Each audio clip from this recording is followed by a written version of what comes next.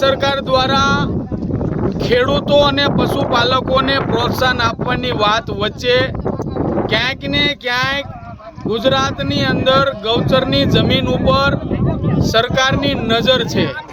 એનો રાજકોટ જિલ્લાના વિછિયા તાલુકાના ઘેલા સોમનાથ પીપળિયા વિસ્તારની અંદર એક જેટકો કંપની દ્વારા આશરે 500 વીઘા જેટલી જમીનની અંદર એક વીજ પ્લાન્ટ નાખવાનું નક્કી કરવામાં આવ્યું।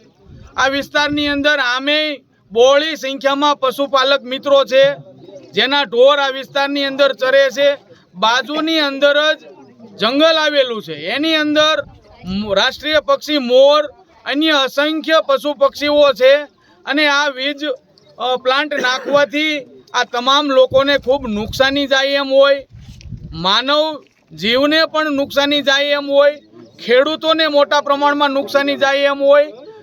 કોઈ પણ પ્રકારની સરપંચની પરવાનગી લીધા વગર કે ગામ લોકોના કે ખેડૂતો કે પશુપાલકના મંજૂરી લીધા વગર રાજ્ય સરકાર અને કલેક્ટર મારફતે આ જમીન જેટકો કંપનીવાળાને આપી દીધી। ગામ લોકોનો ખૂબ વિરોધ છે, યોગ્ય છે, કારણ કે આ વિસ્તારની અંદર આ જેટકો કંપની દ્વારા વીજ મથક બને તો પશુ પક્ષી અને માનવને ખૂબ નુકસાન જાય। એક બાજુ ખેડૂતો પાસે અત્યારે ટૂંકી જમીન છે, એમાં પોતાના ખેડૂતો અને ભરણ પોષણ પોતાના પરિવારનું કરતા હોય, એમાં 100 ફૂટના થાંભલા મોટા ટાવર આવે તો એની આખી વાડી બરબાદ થઈ જાય। તો ખૂબ આક્રોશ સાથે રાજ્યના મુખ્યમંત્રી, ગૃહપ્રધાન તમામને પત્ર લખવામાં આવશે કે આ વિસ્તારની અંદર જે જેટકો કંપની મારફતે જે વીજ મથક બનવાનું છે એ બંધ રાખવામાં આવે। એનું કારણ છે ગુજરાતની અંદર અનેક જગ્યાએ બંજર જમીન પડી છે, એવી જગ્યાએ તમારો પ્લાન્ટ લઈ જાઓ। આ વિસ્તારની અંદર પશુપાલકોને આ જમીનનું દબાણ થાય તો એ પશુ પક્ષી લઈને ક્યાં જશે, એવો મોટો પ્રશ્ન ઊભો થયો છે।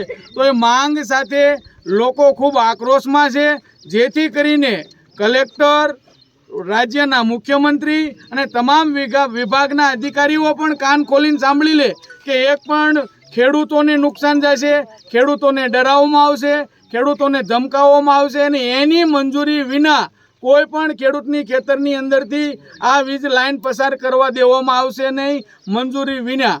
અને યુદ્ધના ધોરણે આ અભ્યાસ કરી અને આ પ્લાન્ટનો ફેરફાર કરવામાં આવે, અન્યથા જેમ ગામ લોકોએ કીધું એમ વિછિયા મામલતદાર કચેરીની અંદર ગાંધી ચિંધ્યા માર્ગે ન્યાય માટે, પશુઓના ચારણ માટે, પશુ પક્ષીને બચાવવા માટે, ખેતીવાડીને બચાવવા માટે, જંગલને બચાવવા માટે ગાંધી ચિંધ્યા માર્ગે ઉપવાસ આંદોલન અને સરકાર વિરુદ્ધ આંદોલન શરૂ કરવામાં આવશે।